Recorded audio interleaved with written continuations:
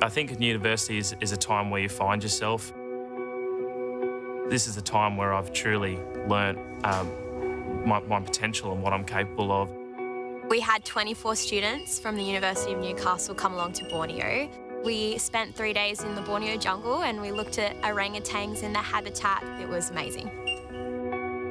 The skills that I've gained over those years and even watched and reflected on how much I've learnt, it amazes me. I'm the first one in my family to graduate.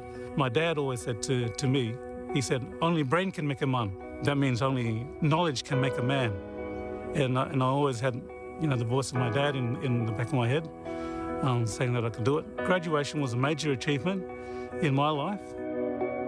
I started the university as an able-bodied kid, and then I had an accident after my second year. So that dream as a young kid from a disadvantaged background of throwing that cap and gown into it almost puts a tear in my eye of having that sense of achievement. I was doing some volunteer work. One of the volunteer boss said to me that if you really like helping people, why don't you become a nurse?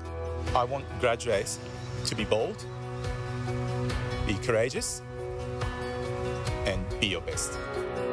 I think it is very important to focus on your purpose because there will be a lot of issues, a lot of challenges facing ahead, and being able to overcome each time, I think it's what's important. It's a wonderful feeling to be an alumni. You have this connection with other alumni, other students who have graduated. Not just national, but also it's global scale. Having a community behind you is probably the greatest thing you can have, apart from your family and friends, because really it's just a bigger version of them. A family that is now around the world. We've all come together as one, and we're all going to be lifelong friends. When I step out on that stage, I'm not going to be able to stop smiling. I think I've worked really hard for the last 3 years, and a lot of other people have as well, so it's going to be a day to remember and a day to cherish. I just enjoy the moment. Words can't describe it. It lasts a few seconds, but you really will remember it forever. The world is your oyster. You really don't know what it's going to be tomorrow. You don't know what it's going to be the next day, but take every single opportunity that comes your way. Congratulations, graduates. Congratulations, graduates. Congratulations, graduates. Welcome to our global alumni community.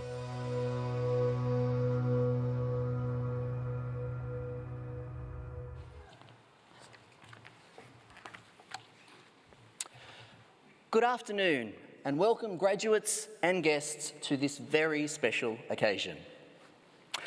To comply with safety regulations, I'd like to point out to you the emergency exits in the Great Hall. I'd ask that you please take a moment to note your nearest green emergency exit sign. As a courtesy to everyone in the room, we ask that you please switch any mobile devices to silent. The University of Newcastle is complying with the current New South Wales Public Health Order, which mandates the wearing of face masks for any person who has visited or resided in the Greater Sydney area, including the Central Coast, on or since Wednesday, the 9th of June 2021.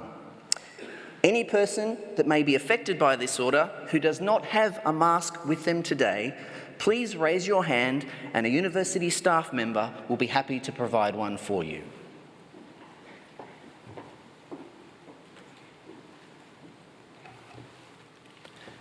We acknowledge that this is a long-awaited occasion.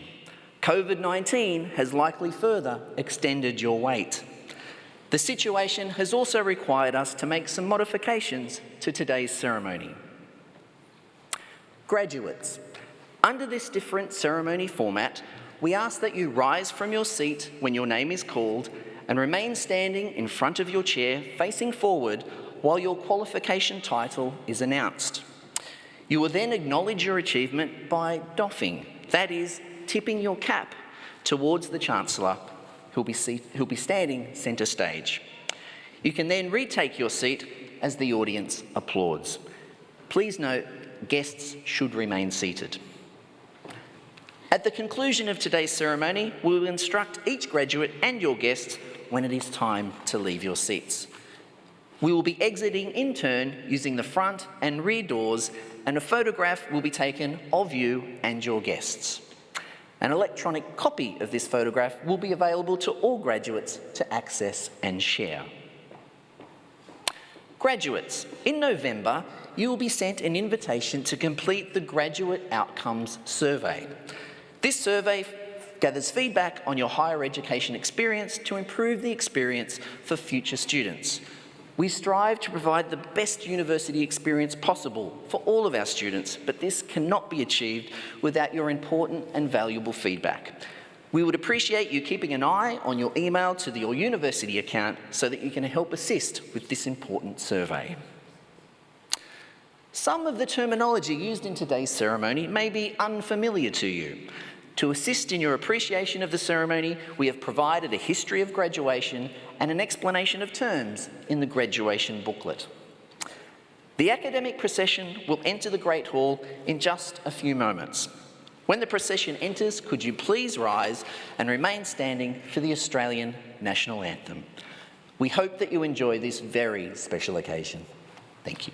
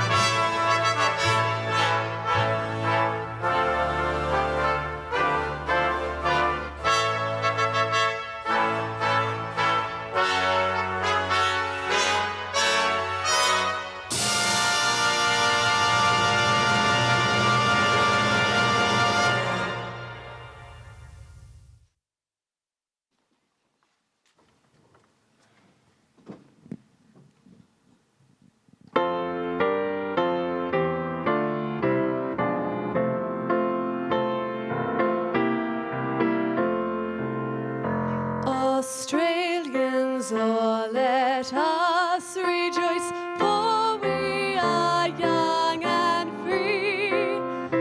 We've golden soil and wealth for toil. Our home is good by sea. Our land abounds in nature's gifts of beauty, rich and rare. In history's page, let every stage advance Australia fair. In joyful strains, then let us sing, advance Australia fair.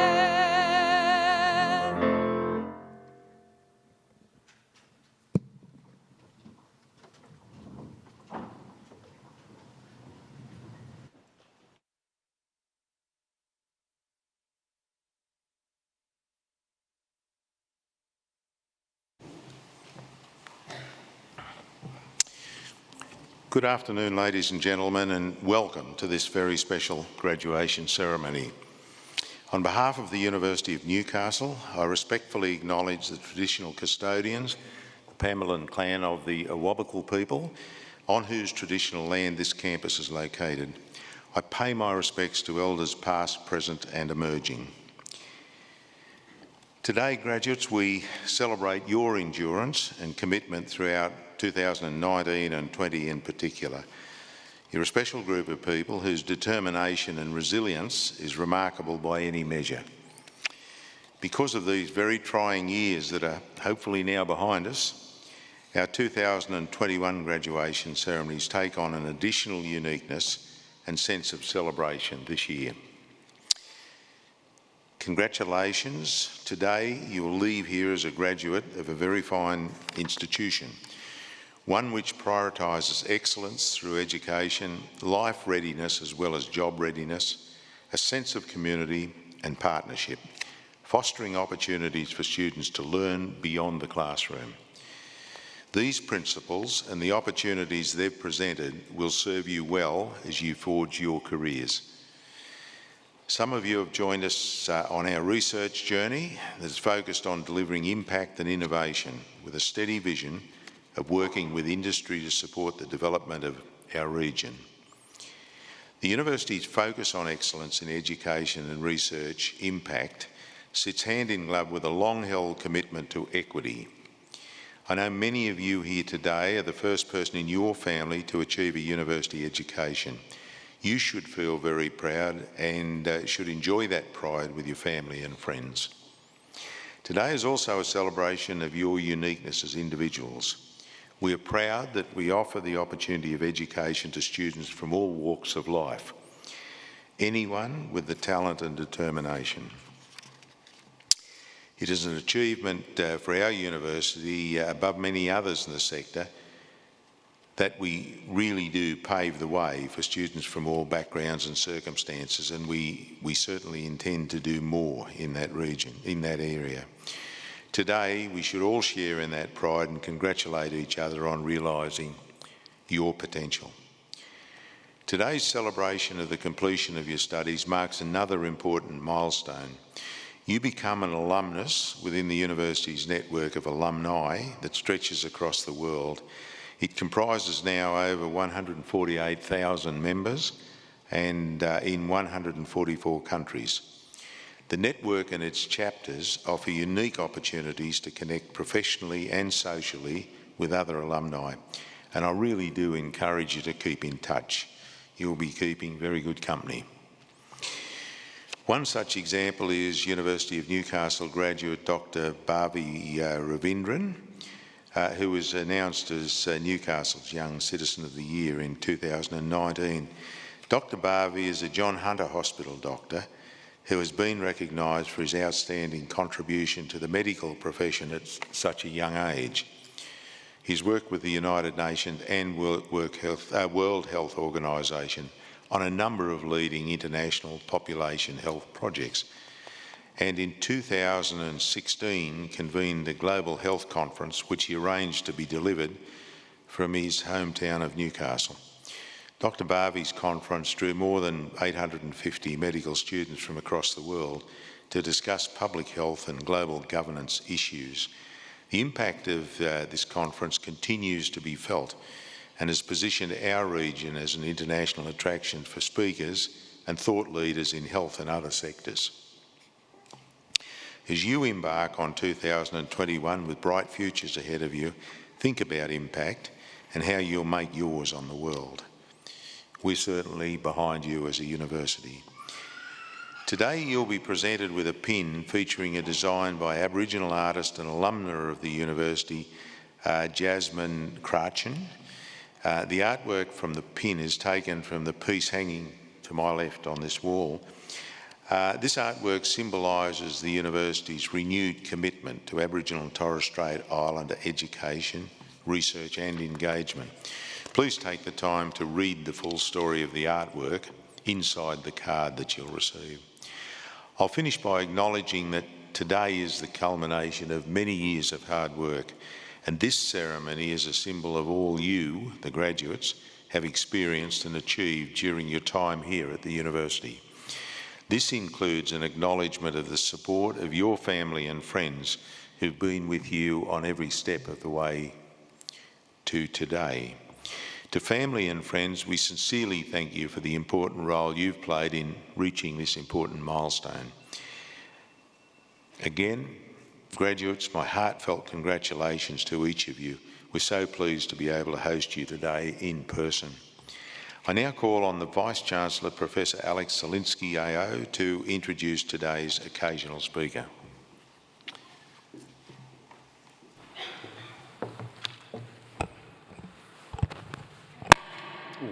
Apologies. Chancellor, I have the pleasure of introducing Emeritus Professor Lyndall Ryan, AM. Emeritus Professor Ryan is a leading historian of the Australian colonial frontier. A graduate of Sydney University, her employment records includes teaching English and history at secondary schools in Sydney, working as a research assistant to Professor Manning Clark on his 6th-volume History of Australia, and as a policy officer in the Australian Public Service in Canberra. After Professor Ryan gained her PhD from Macquarie University, she taught Australian history at the Australian National University, at Griffith University in Brisbane, Flinders University in Adelaide, and finally here at the University of Newcastle. Professor Ryan's first book, The Aboriginal Tasmanians, broke new ground in arguing that, contrary to popular belief, the Tasmanian Aboriginal people did not die out in 1876 or in any period in history. Her most recent book, Remembering the Mile Creek Massacre, which considers the massacre from an international perspective, was published in 2018. Professor Ryan's current project is development of a digital map of massacre sites of Aboriginal people and settlers across the Australian frontier from 1788 to 1930. An important contribution to the truth-telling about Australia's past, the map uses a concise definition of frontier massacre based on international scholarship and uses a rigorous methodology to investigate and verify the often disparate evidence. Stage 3 of the map, released in November 2019, includes 300 sites of massacres of Aboriginal people across the Australian frontier and 12 sites of massacres of settlers. Stage 4 of the map, which will include nearly 400 sites overall, will be released later this year. In 2019, Professor Ryan was appointed a member of the Order of Australia and elected a Fellow of the Australian Academy of Humanities. She was conferred the title of Emeritus Professor from the University of Newcastle in 2020. I warmly invite Professor Ryan to provide today's occasional address. Please welcome her.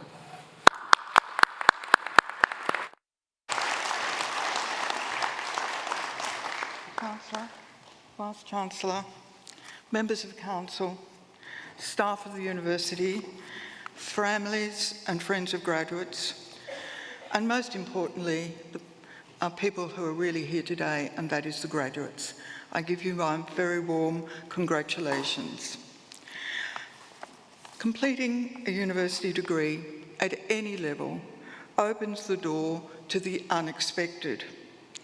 Some of you may already be enjoying a dream job that you've always wanted to do.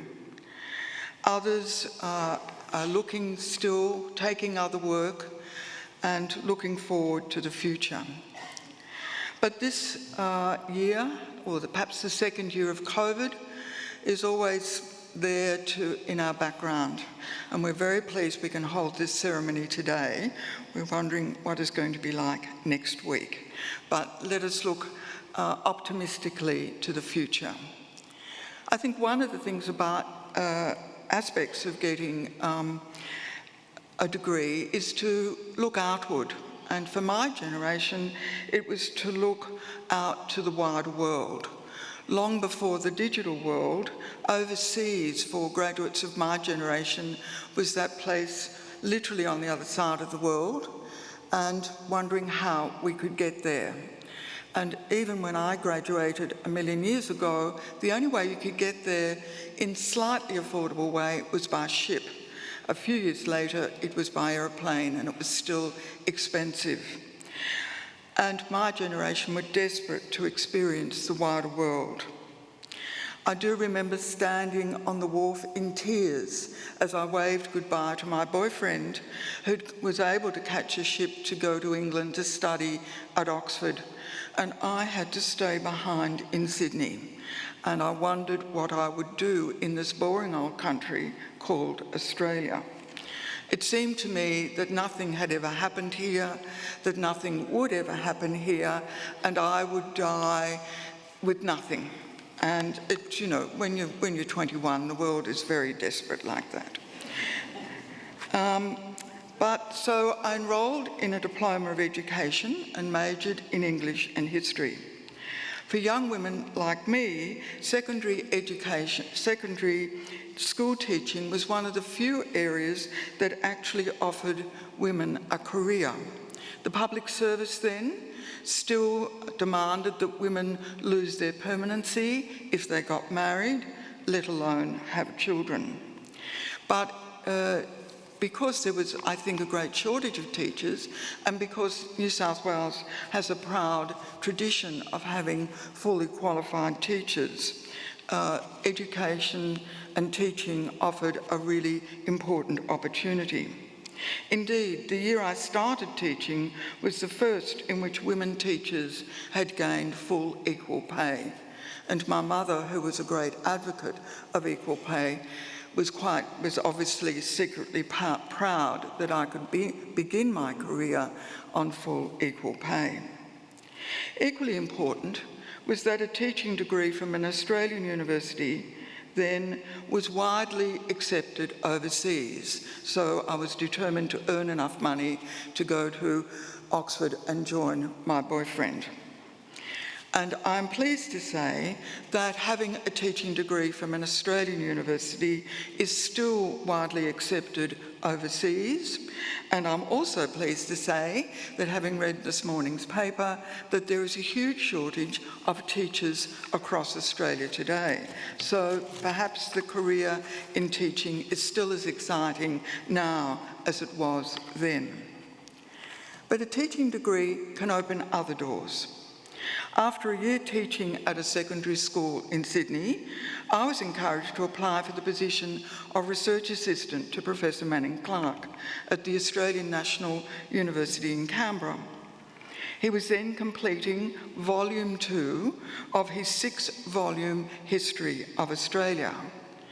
And when I met Manning, he explained how he was mapping out the 6 volumes. I have to say I was completely puzzled. I could not believe that there would be enough history in Australia to fill 6 volumes. And I thought that surely by the end of Volume 2, he would have reached the point where he had nothing more to say.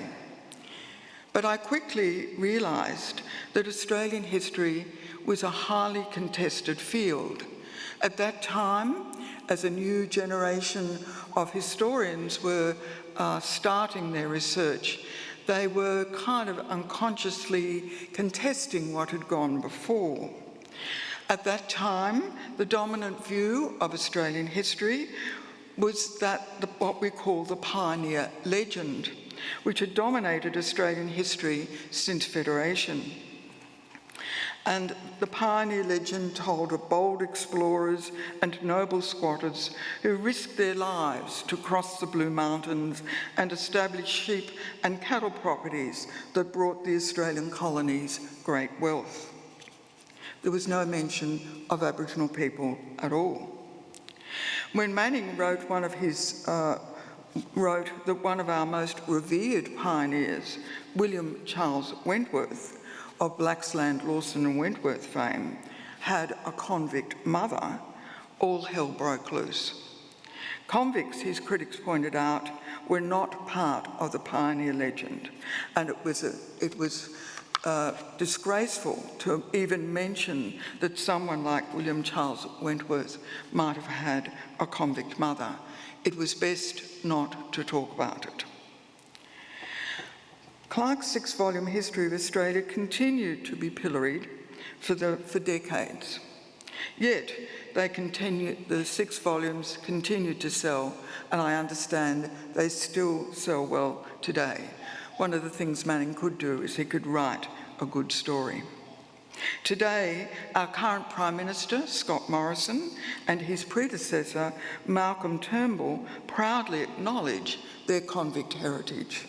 And it seems that most Australians today go to great lengths to identify their convict heritage.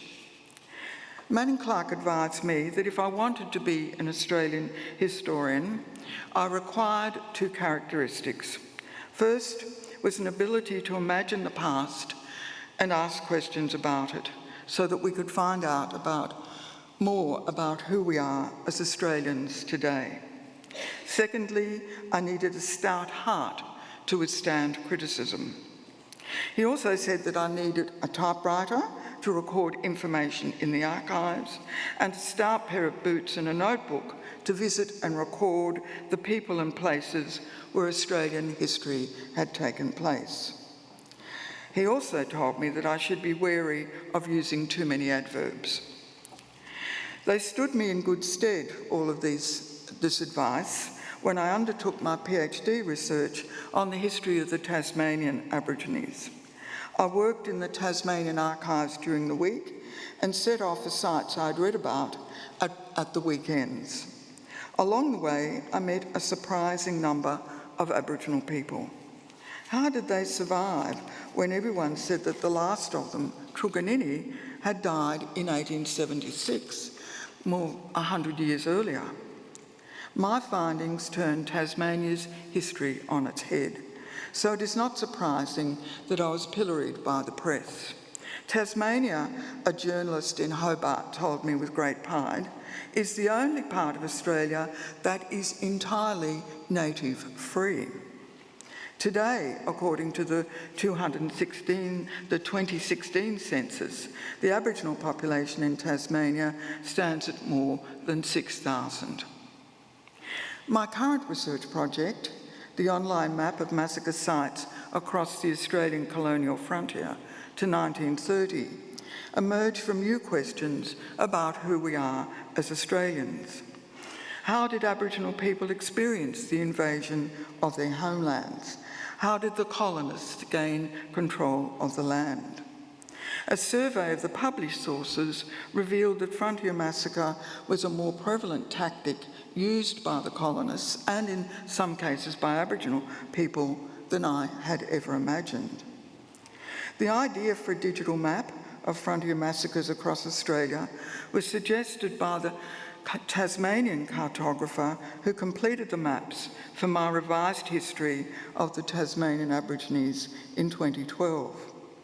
The project, he said, required a coherent methodology to investigate the disparate sources of massacre, ranging from newspapers, formal letters and reminiscences and other kinds, oral histories from Aboriginal people and so on.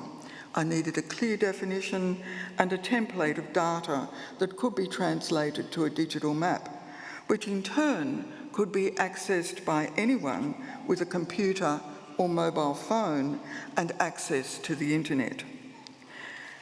The project has opened up the new field of digital history in Australia. I've been working with digital technology people. The current one is called an e-systems architect. What a wonderful name. And has helped to revolutionise the way Australian historians now do research. The increasing availability of key sources online, such as the vast collection of Australian colonial newspapers, means that we no longer need a typewriter and that we are less likely to need the stout pair of boots and a notebook, because Google Maps can locate massacre sites that now lie at the bottom of reservoirs and dams, or are subsumed by coal mines and industrial-scale agriculture. The research team, which is scattered across Australia, now meets regularly by Zoom. So we seem to meet more people on Zoom now with COVID over the last 2 years than we've been able to meet over the whole period, 7 years that the map has been in operation. And I think that despite the limitations that COVID has placed on our lives, it has certainly enhanced the ways in which we undertake digital research, and it has certainly opened the ways in which digital technologies can enable us to be more engaged with the entire world, rather than belating the fact that I couldn't take a ship to England as a young graduate many decades ago. I have to say that my former boyfriend is now still in Oxford and desperate to come home to Australia. He told me last week that he'd be lucky to get here by the end of the year. Still, we can talk to each other by Zoom, or I can talk to his grandchildren by Zoom. So I think that one of the aspects that new graduates of today have is this access to the digital world. We may not be able to be there yet in person, but we can see that it is waiting for us. We can see that the digital world is raising new questions about who we are, not only as Australians, but who we are as global citizens. It is the voice, it is the tool, it is the technology of the first part of the 21st century. And I'm very proud to be an Australian historian who can use and access those tools to tell us more about who we are as Australians and the history of our past. Thank you very much.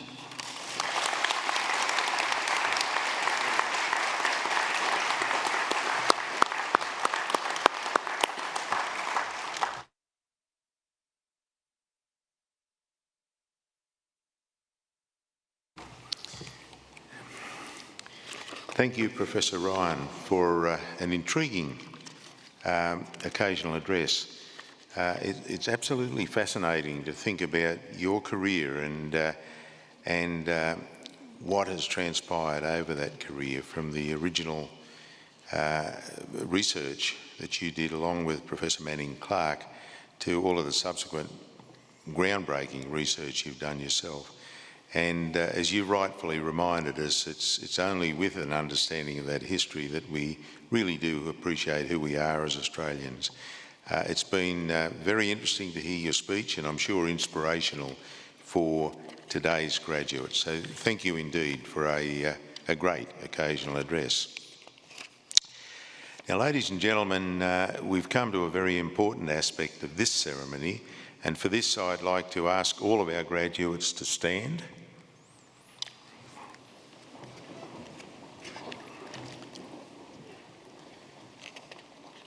So, as Chancellor of this university, I now officially confer awards to all those candidates who've fulfilled the conditions for admission of that award. So, congratulations. Thank you.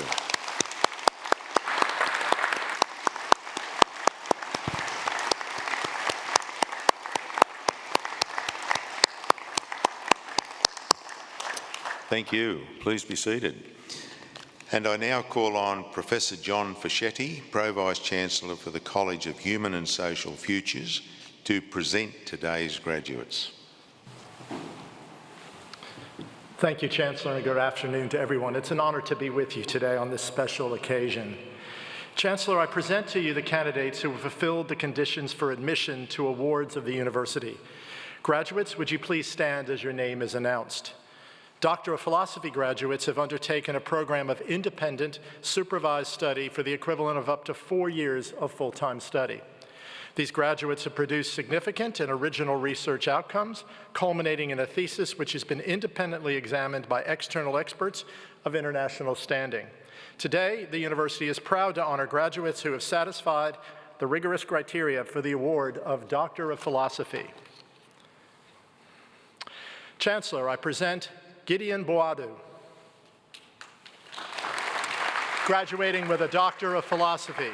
Dr. Boadu's thesis is entitled History Teachers' Disciplinary and Pedagogical Reasoning and the Empirics of Classroom Pedagogy in Ghana. Dr. Boadu.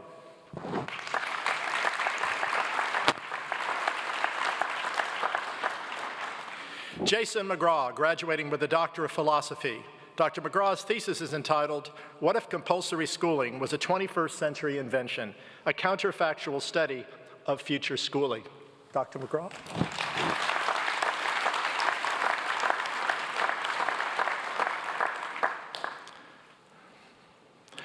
Basantu Pujol, graduating with a Doctor of Philosophy. Dr. Pujol's thesis is entitled Emergence, Representation and Reception of Education Policy in Nepal. Dr. Pujol.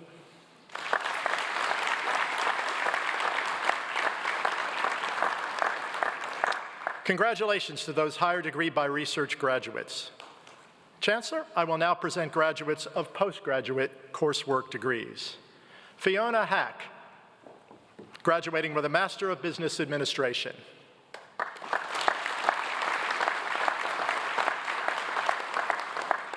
Si-Kun Hurang, graduating with a Master of Applied Finance.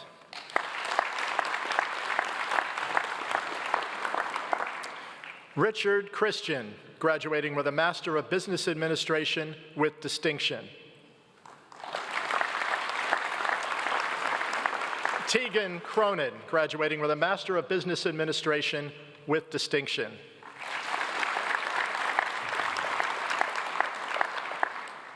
Leah Gabalensi, graduating with a Master of Business Administration with distinction.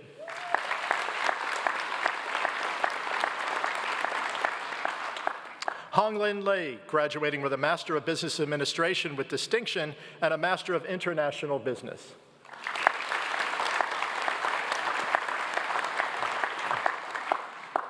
Meg O'Neill, graduating with a Master of Business Administration with distinction.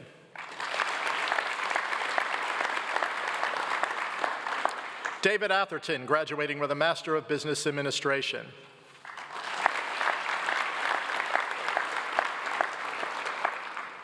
Shunting Lee, graduating with a Master of Business Administration and a Master of Professional Accounting.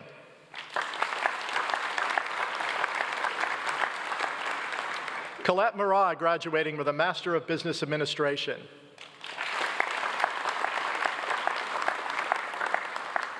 Stuart Nelms, graduating with a Master of Business Administration.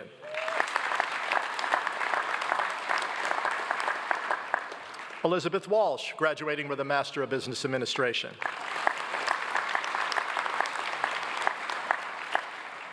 Pei Rong Yin, graduating with a Master of Business Administration and a Master of Human Resource Management.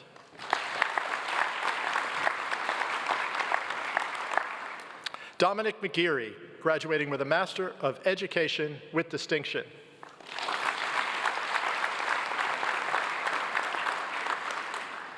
Shavetta Sharma, graduating with a Master of Education and a Master of Special and Inclusive Education.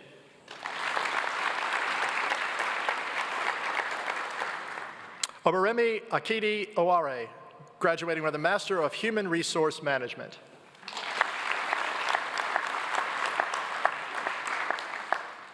Alana Cochran, graduating with a Master of Human Resources and Law with distinction.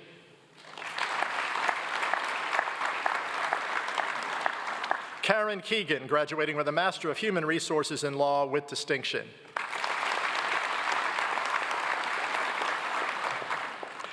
Alexandra Lassance, graduating with a Master of Human Resources and Law with distinction.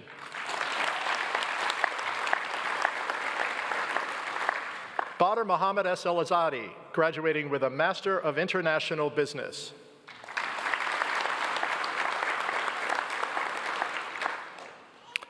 Obadullah Iduwa, graduating with a Master of International Business.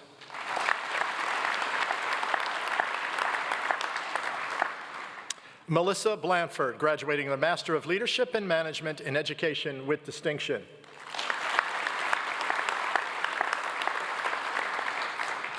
Laura Unicom, graduating with a Master of Marketing with distinction.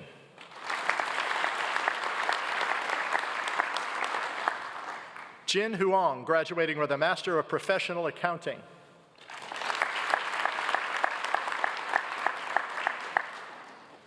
Yashika Damajar, graduating with a Master of Professional Accounting Advanced.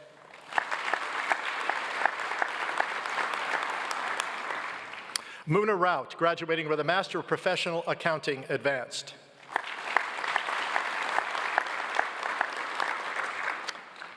Palija Shrishta, graduating with a Master of Professional Accounting Advanced.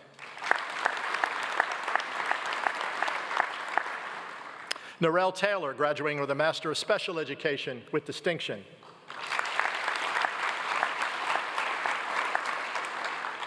Jessica Allen, graduating with a Master of Special and Inclusive Education with distinction. Courtney Bailey, graduating with a Master of Special and Inclusive Education with distinction. Kelly Butler, graduating with a Master of Special and Inclusive Education with distinction. Tanya Dorney, graduating with a Master of Special and Inclusive Education with distinction. Sarah Elrick, graduating with a Master of Special and Inclusive Education with distinction.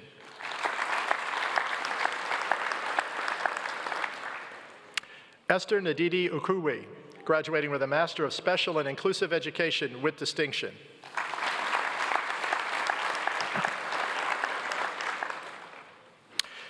Tammy Panikwik, graduating with a Master of Special and Inclusive Education with distinction. Simone Wood, graduating with a Master of Special and Inclusive Education with distinction.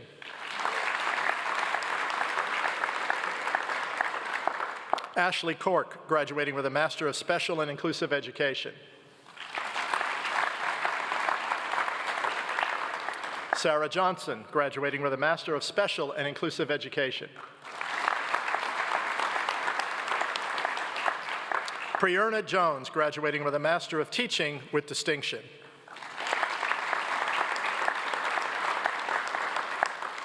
Nicole Fuller, graduating with a Graduate Certificate in Business Education. Emma Lee Whiteman, graduating with a Graduate Certificate in Education. Laura Wilson, graduating with a Graduate Certificate in Education.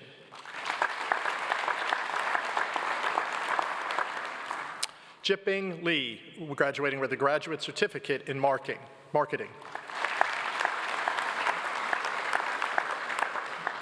Natalie Morant, graduating with a Graduate Certificate in Social Change and Development.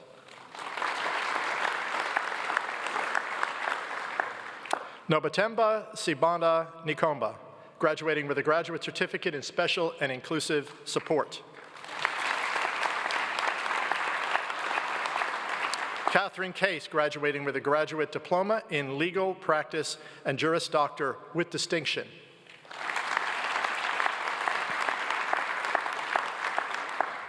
Philili Greentree, graduating with a Graduate Diploma in Legal Practice and Juris Doctor.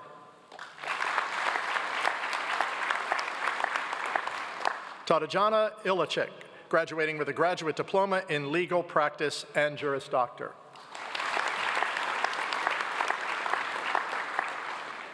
Chancellor, I now call upon Professor Susan Ledger, Head of the School of Education, to present graduates who have completed undergraduate degrees.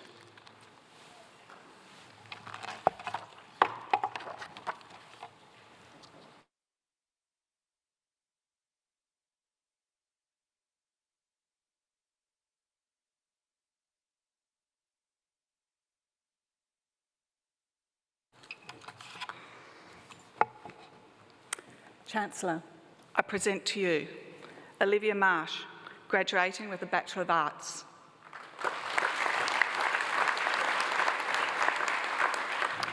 Susan Pietrzakowski, graduating with a Bachelor of Arts.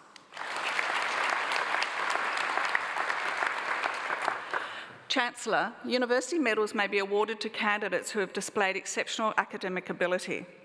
To be considered for this award, a graduate must have a consistent record of exceptional academic achievement at all levels of their degree program and qualify with the highest level of that degree. Today, I'm proud of recognising such an outstanding scholar from the College of Engineering, Science and Environment. Chancellor, it is with great pleasure that I present to you Christopher John, graduating with the Bachelor of Arts Honours with Honours Class 1 and a University Medal.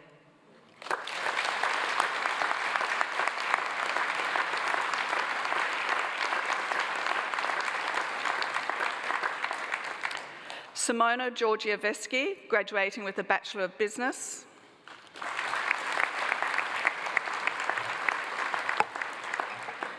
Jordan Hathaway, graduating with a Bachelor of Business.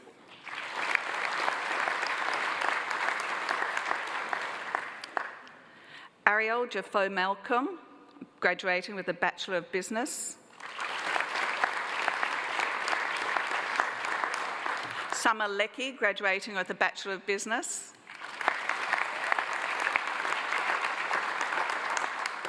Maxwell Markey, graduating with Bachelor of Business.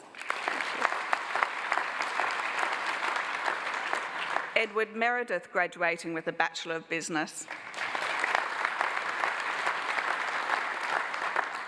Joshua Talbot, graduating with a Bachelor of Business. Reese Jarrett, graduating with a Bachelor of Business and a Bachelor of Commerce.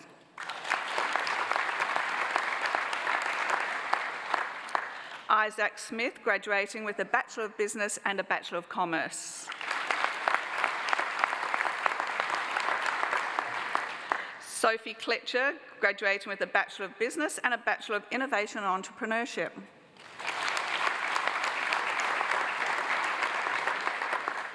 Dylan Halligan, graduating with a Bachelor of Business and a Bachelor of Innovation and Entrepreneurship.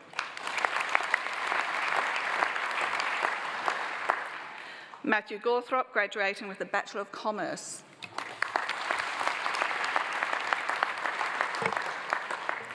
Emma Guy, graduating with a Bachelor of Commerce. Timothy Oliver, graduating with a Bachelor of Commerce. Tina Rivers Lloyd, graduating with a Bachelor of Commerce.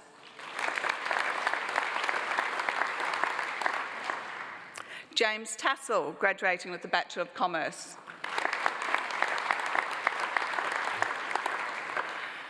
Zoe Drew, graduating with a Bachelor of Communication honour with Honours Class 1.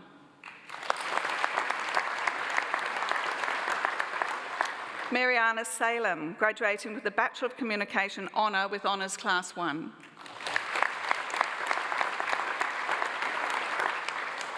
Isabella Blenken, graduating with a Bachelor of Communication honour with Honours Class 1.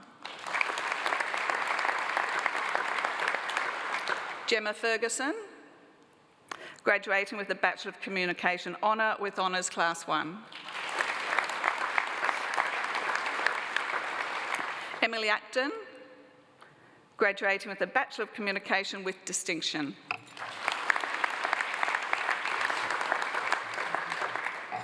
Nadia DeAndrea, graduating with a Bachelor of Communication with distinction. Alex Kasev, graduating with a Bachelor of Communication with distinction. Tamika Liggins, graduating with a Bachelor of Communication with distinction.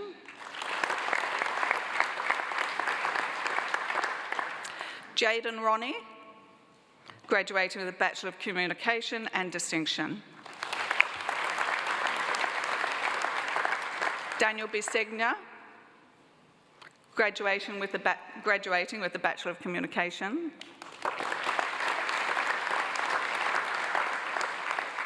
Casey Burke, graduating with a Bachelor of Communication. Molly Brookman, graduating with a Bachelor of Communication. Angus Burton, graduating with a Bachelor of Communication.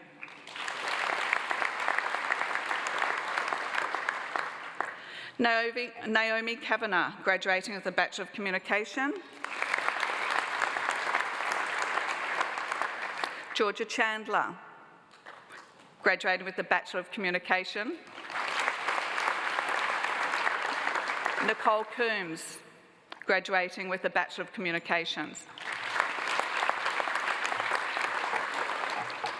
Marisha Kaur Dillon, graduating with a Bachelor of Communication. Sophie Girardi, graduating with a Bachelor of Communication. Courtney Hardwick, graduating with a Bachelor of Communication. Nikita Jagar, graduating with a Bachelor of Communication. Sheridan Lee Messurier, sorry. I'll try that again, Sheridan. Sheridan Lee Messurier Moore, graduating with a Bachelor of Communication. Jessie Lloyd, graduating with a Bachelor of Communication. Alana Murnane, graduating with a Bachelor of Communication. Bianca Nikovsky, graduating with a Bachelor of Communication. Chancellor, that concludes the presentation of graduates at this time. Thank you, Professor Ledger. We'll now enjoy a short musical interlude by Ms Sophie Arquette and Mr Terence Koo performing You Will Be Found by Benj Pasek and Justin Paul. Both Ms Arquette and Mr Koo are graduates of the University of Newcastle's music program. Thank you.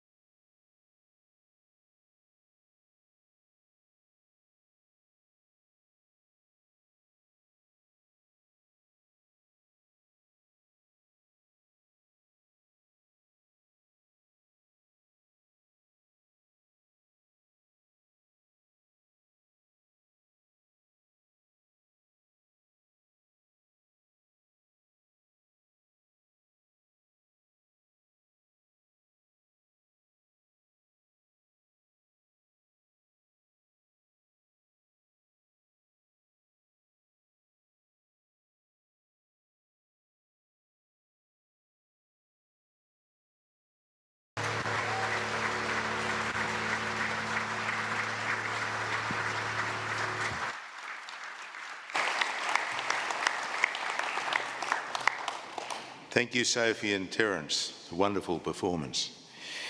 I now invite Professor Ledger to continue presenting graduates.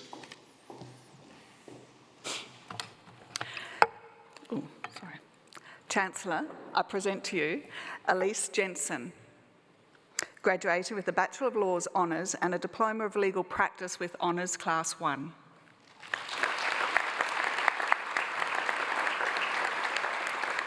Alexia Soltis, graduating with a Bachelor of Laws Honours and a Diploma of Legal Practice with Honours Class 1.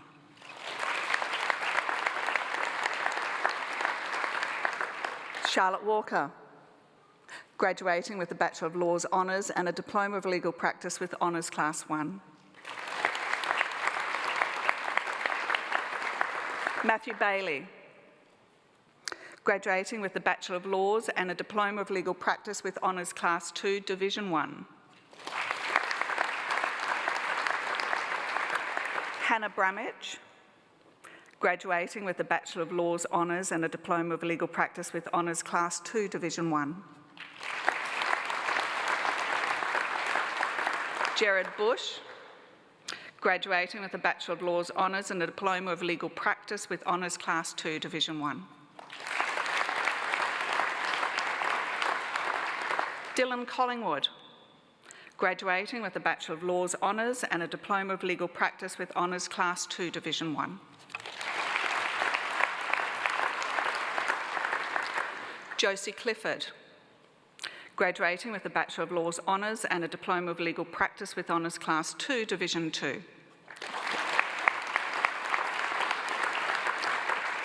David McGeoch, graduating with a Bachelor of Laws Honours and a Diploma of Legal Practice with Honours Class 2, Division 2.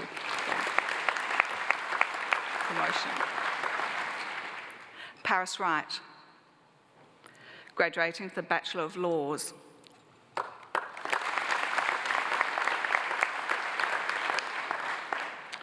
Jennifer Murray, graduating with a Bachelor of Laws Honours and a Diploma of Legal Practice with Honours Class 2, Division 2.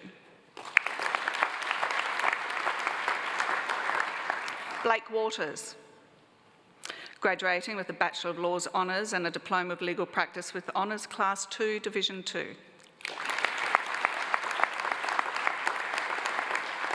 Zachary Donoghue, graduating with a Bachelor of Music Honours with Honours Class 1. Samuel Burwood, graduating with a Bachelor of Music with Distinction.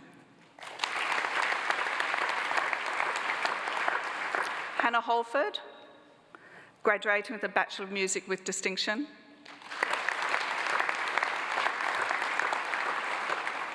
Talia Riordan, graduating with a Bachelor of Music with Distinction.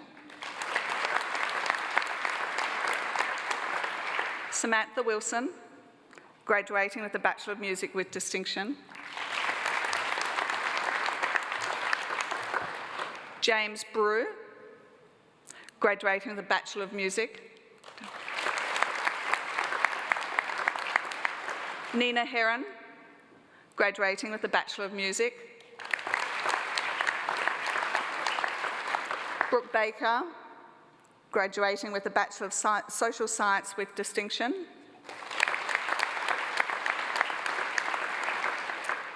Olivia Hoban, graduating with a Bachelor of Social Science. James Trow, graduating with a Bachelor of Social Work Honours with Honours Class 1. Jordan Blanche Cotter, graduating with a Bachelor of Speech Pathology Honours. Esther Duffy, graduating with a Bachelor of Speech Pathology Honours. Siobhan Gleeson, graduating with a Bachelor of Speech Pathology Honours.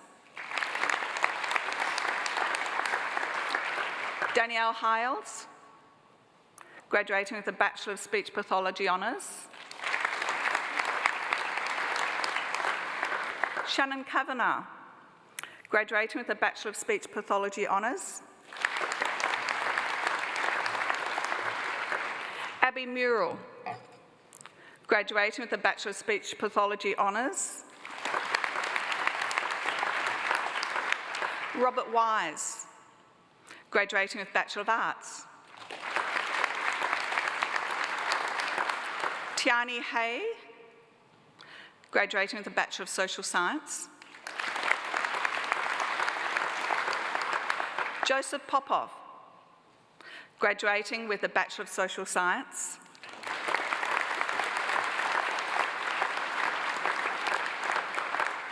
Wendy Simpson, graduating with a Bachelor of Speech Pathology Honours.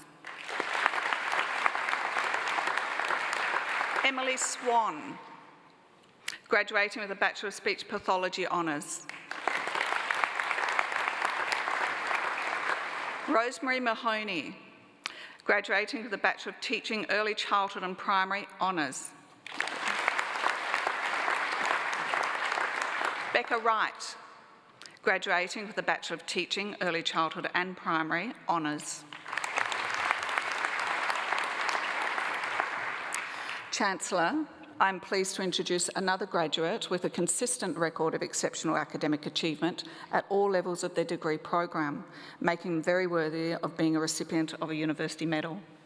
Kiara Campbell.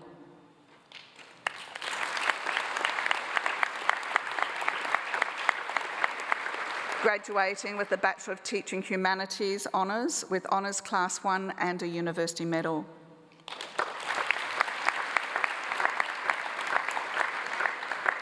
Rodney Coote, graduating with the Bachelor of Teaching Humanities Honours.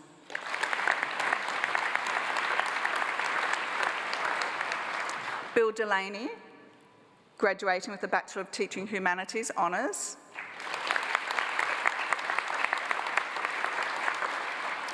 Alexander Meinel, graduating with the Bachelor of Teaching Humanities Honours.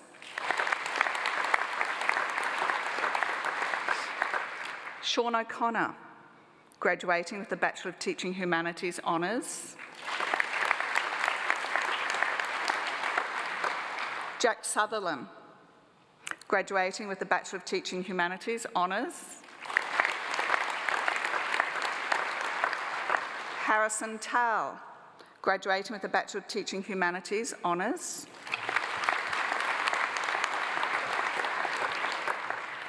Caitlin Baker, graduating with a Bachelor of Teaching Primary Honours.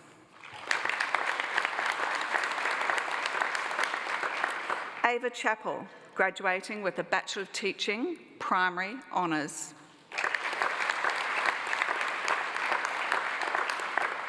Mitchell Coleman, graduating with Bachelor of Teaching Primary Honours.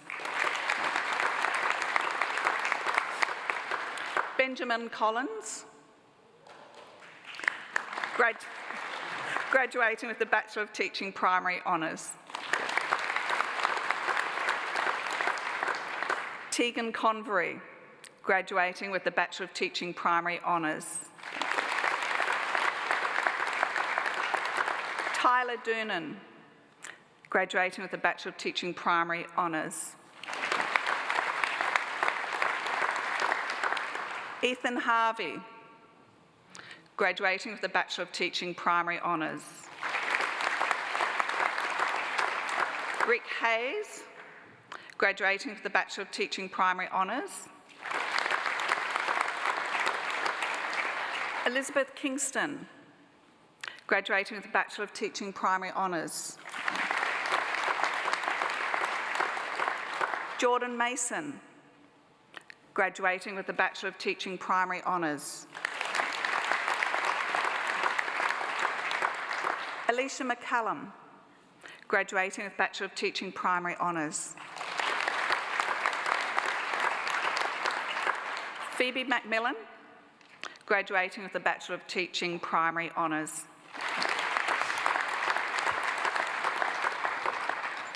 Lachlan Nesbitt, graduating with Bachelor of Teaching Primary Honours. William Parker, graduating with the Bachelor of Teaching Primary Honours.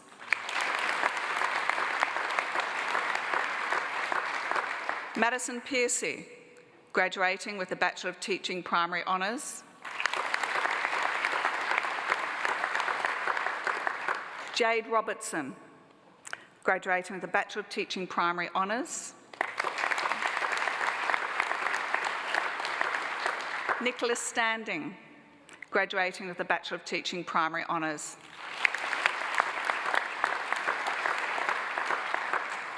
Phoebe Towns, graduating with a Bachelor of Teaching Primary Honours. Laura Ann Tursley, graduating with a Bachelor of Teaching Primary Honours.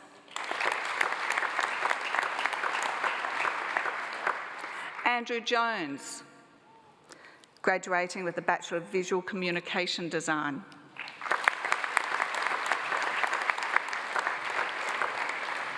Chancellor, that concludes the presentations of graduates. Thank you.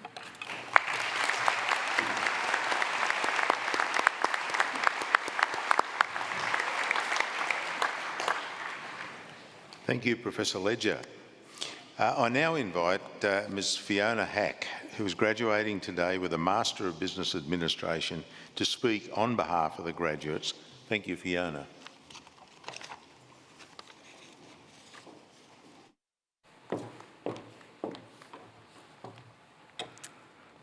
Chancellor, Vice-Chancellor, members of the Council, staff of the University, family, friends of the graduates, and most importantly, graduates.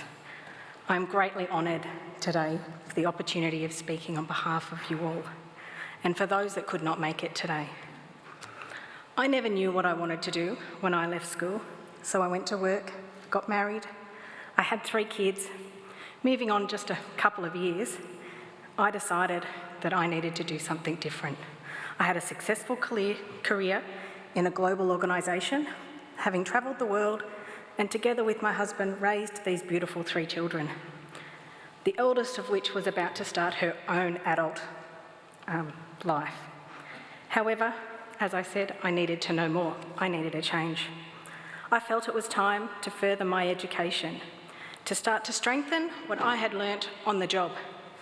I decided to enrol in my Masters of Business Administration.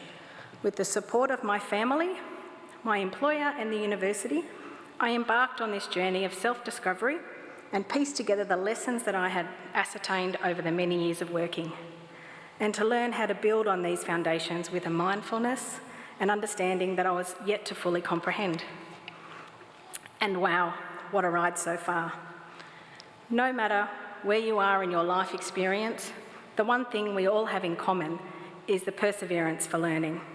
Let us all remember we control our own destiny. Never stop learning. We only get one life. To my fellow graduates, thank you. The experience and the knowledge shared throughout this program has been very valuable. The relationships that have been made will last a lifetime. And to my fellow women in MBA, or WIMBA, thank you for being part of this tremendous initiative that supports women in leadership and helps break down the glass ceiling.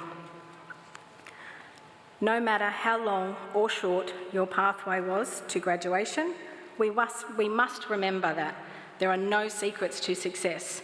It is the result of preparation, hard work, and learning from failure that got us here. Congratulations to all of the graduates for completing this chapter of your life. Each one of us has had a vision, and that vision was to learn more, and we've achieved that by being here and embracing that vision.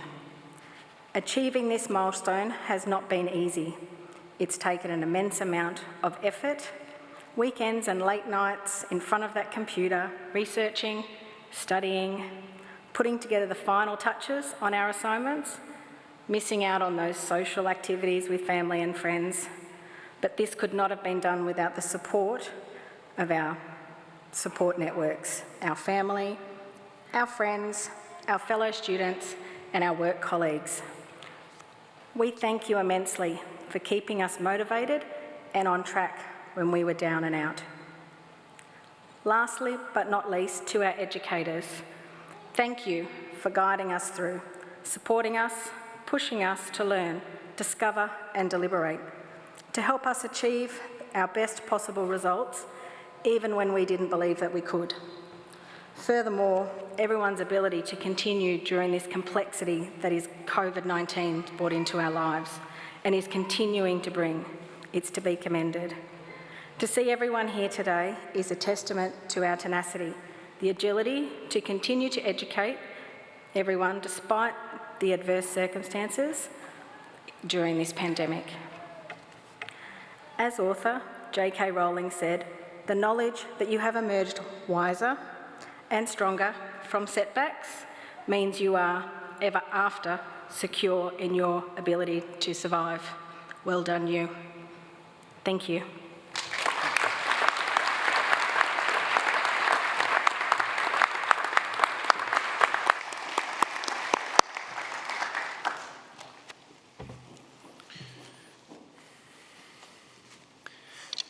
Thank you, Fiona. One of the highlights of graduation ceremonies, in my eyes, and I'm sure this is shared by many of my colleagues, is the graduate speech, because it really epitomises what we're all about, and learning of students' journeys and often the difficulties they face well, the decision for a start to take on a university course, and no matter what part of their life's journey they're on, is sometimes a brave decision and requires a lot of hard work. And Fiona, I think you've really captured that journey for us today. We're very proud of the wide diversity of students we have at this university, and equally proud of the success that they achieve. So thank you very much for speaking so well on behalf of your colleagues here today, and best wishes to you. To our audience, I hope you've enjoyed today's ceremony, and I thank you for joining the university community in the celebration of the awarding of degrees. Before I declare the ceremony concluded, though, I'd ask this time that the graduates remain seated, and I'd like to ask everyone else to stand with my colleagues up here and join me again in applauding the wonderful achievement of these graduates.